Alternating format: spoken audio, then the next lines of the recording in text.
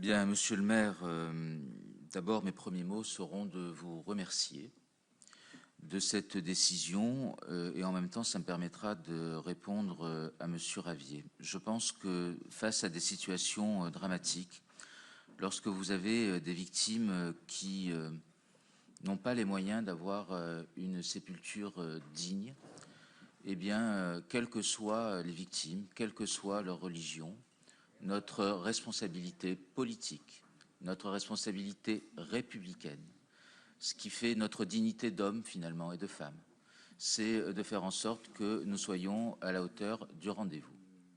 Et donc je trouve parfaitement normal en tant que président du bailleur qui a été également victime de cela, eh bien que la ville de Marseille sur ces personnes-là eh bien puisse être au rendez-vous de la chose.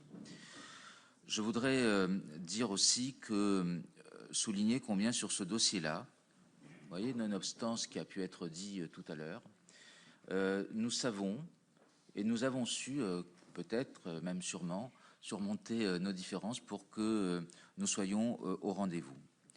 La ville, l'État, le bailleur, la mairie de secteur, avec la maire Marion Bareil, nous étions tous là pour essayer de trouver des solutions en fonction des compétences qui sont les nôtres. La ville a pris avec l'État en responsabilité en charge les locataires non titrés.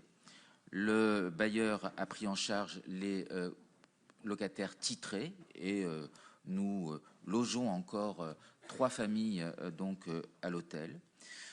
Et nous sommes, me semble-t-il, à la hauteur de l'engagement et de la responsabilité qui est la nôtre. Je tenais d'ailleurs également à vous dire que sur ce dossier-là, 13 Habitat a décidé de se porter partie civile dans le cadre de l'enquête pénale, ce qui me semble être la moindre des choses et normal pour faire entendre ce que nous avons à dire et aussi avoir accès au dossier de l'enquête pénale. Le sujet, quand même, c'est que, au-delà de ce que cela peut poser comme question, c'est le sujet de ces cités que nous avons évoquées lorsque nous étions sur site ensemble, monsieur le maire, qui aujourd'hui sont en train de quitter le territoire de la République française.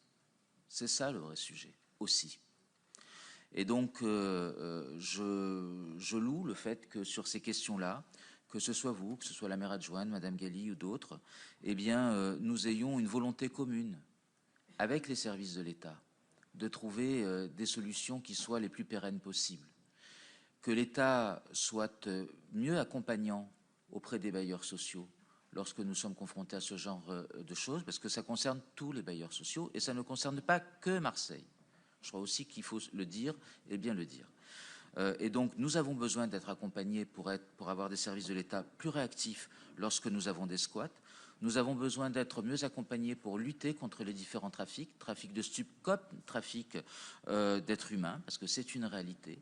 Et nous avons besoin aussi d'être accompagnés lorsque nous avons des squats naissants et que quelque part, eh bien, les lourdeurs de la législation font que eh bien, nous ne sommes pas aussi réactifs qu'il le faudrait. Et donc cela incite à ce qu'il y ait des squats de plus en plus nombreux dans ces cités, avec les problématiques d'attractivité que cela peut avoir. Et donc c'est un vrai sujet, parce que nous avons parlé, l'actualité nous a mis les flamands sous les yeux.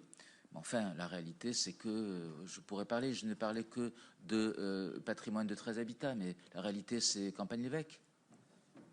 La réalité, ça peut être aussi, pour ne pas citer que Marseille, le quartier de Bariol en Arles, ou des Canourgues à Salon. Et donc c'est un vrai phénomène de société qui est en train de se poser et de se passer sur notre territoire national.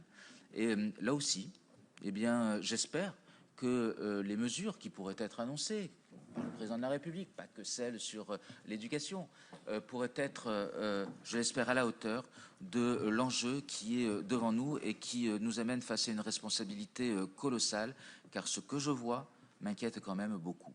Merci à toutes et à tous.